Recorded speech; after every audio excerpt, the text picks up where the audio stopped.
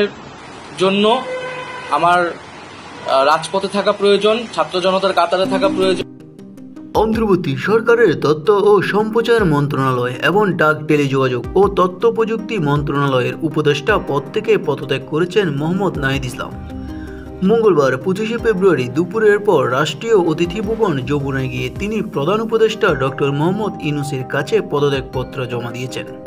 আমাদের সেই সময় দায়িত্ব গ্রহণ করাটা আমাদের কাছে মনে হয়েছিল যৌক্তিক।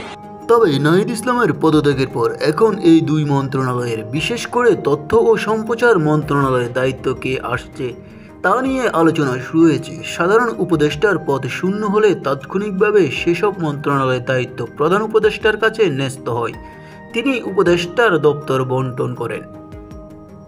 তবে পদত্যাগের পর নাহিদ ইসলাম রাজনীতি মাঠ কিভাবে সাজাবেন তা নিয়ে নিজে মুখ খুলেছেন।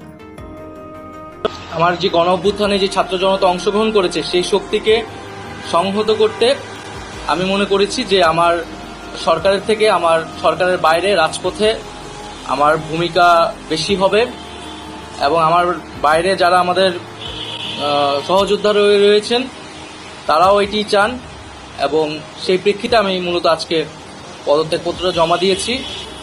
তো গত 6 মাসে আমি আমার জায়গা থেকে চেষ্টা করেছি কাজ করে যাওয়ার, 2টি কাজ করেছি, সেই কাজের ফলাফল হয়তো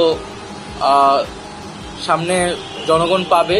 6 মাস খুবই কম সময়, তারপরও আমি হয়তো চেষ্টা করেছি, আমার কাজ আর ফলাফল সেটা জনগণ মূল্যায়ন করবে। তো আজকে থেকে মূলত আমি সরকারের আর কোনো দায়িত্বে নেই।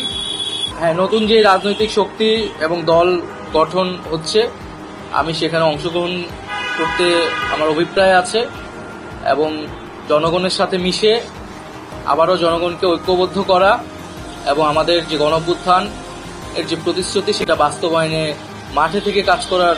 নিউজ বাংলা 29।